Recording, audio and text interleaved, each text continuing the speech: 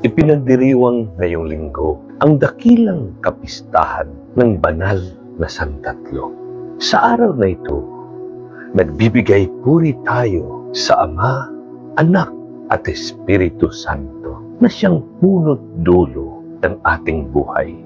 Sa Santissima Trinidad, nakita natin ang hiwaga ng pagkakatawang tao ng Diyos at kanyang pagliligtas. Nilikha tayo ng Ama at isinugo niya ang kanyang bugtong na anak upang iligtas tayo sa kasalanan. Isinugo naman ang Espiritu Santo upang patuloy na maghatid ng kaligtasan sa tanan, sa lahat ng dako at sa lahat ng panahon. Ang doktrina tungkol sa banal na Santatlo o tatlong persona sa iisang Diyos ay nabuo pagdating ng Espiritu Santo noong Pentecostes. Sa linggong ito, ipinagdiriwang ng simbahan ang dakilang misteryo ng pananampalataya, ang tatlong persona sa iisang Diyos. Ang Diyos Ama, ang Diyos Anak at ang Diyos Espiritu Santo na nananatiling hiwaga at mananatiling isang misteryo habang tayo'y nabubuhay sa mundong ibabaw.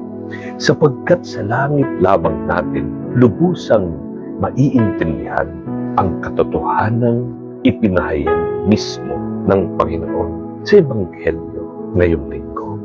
Hindi mababasa sa lumang tipan ang mga pangalan ng persona ng banal na Santatlo. Gayunpaman, makikita ng buong linaw ang katotohanan tungkol sa Santissima Trinidad, sa mga kilos at kamanghamanghang gawa ng Diyos bilang manlilikha o Diyos Ama. Mababanaan ang kapangyarihan niya sa kanyang salita, ang Diyos Anak, at mararamdaman ang kanyang presensya sa kanyang hininga, ang Diyos Espiritu Santo.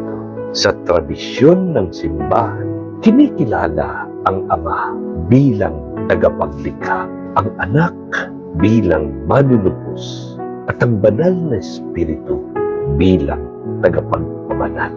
Paliwanag ng simbahan ang pagpapalagayang loob ng Diyos Ama, Diyos Anak at Diyos Espiritu Santo ang susi sa pag-unawa sa banal na Santatlo. Sapagkat ang pag-ibig sa pagitan ng Ama at Anak ang sekreto sa pagbibigay liwanag sa misteryo sa likod ng pag-iral ng tatlong persona sa iisang Diyos, ang Espiritu Santo, ang ating gabay upang maintindihan ang pagkakaisang namamagitan sa tatlo. Ipinakilala mismo ng Panginoong Hesus ang Santissima Trinidad sa utos sa mga alagad.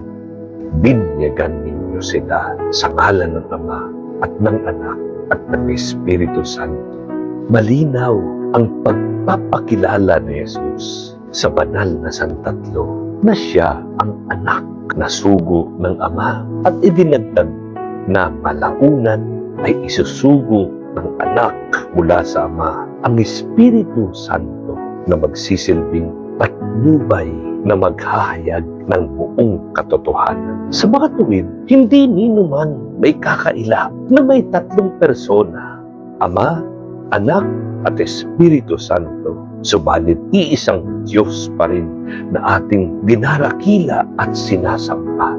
Limitado lamang ang karunungan ng tao, kaya't hindi may papaliwanag sa kabuuan ang katotohanan ito na hindi may tatanggi. Sa pananahan ng Espiritu Santo sa simbahan at sa ating mga puso, nananatili hanggang sa ngayon at hanggang sa wakas ang presensya ng Diyos Ama at Diyos Espiritu Santo. Hindi sa makatuwid, malayo ang banal na Santatlo sa atin, pagkus nananahan sa atin ang iisang Diyos, Ama, Anak at Espiritu Santo, na naghahatid sa atin sa kaganapan ng kaharian kung saan at kung kailan makikita natin ang Diyos ng harapan at buong pasasalamat sa bisyon ng nasabing hiwaga magpakailanman. Doon, mababatid natin na hindi sila magkakaiba. Iisang Diyos ang ating sinasamba. Turo ni Pope Francis. The Trinity is not a theological rhythm, but rather the splendid mystery of God's closeness. The Trinity, Anya, tells us that we do not have a solitary God above in heaven, distant and indifferent. Nais ng makapangyarihang Diyos, makaisa tayo, makasama at maging malapit sa atin. Kahit na madalas ay hindi natin ramdam ito dahil sa mga problema at pagsubok.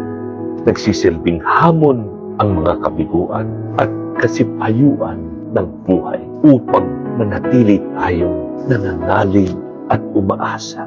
Sa mabuting balita ngayong linggo, malinaw ang pahayag ng Panginoong Hesus. Lahat ng gustong pasakop sa Diyos, lahat ng ibig maligtas, lahat ng mga mananampalataya ay dapat pabinyag sa ngalan ng Ama at ng Anak at ng Espiritu Santo.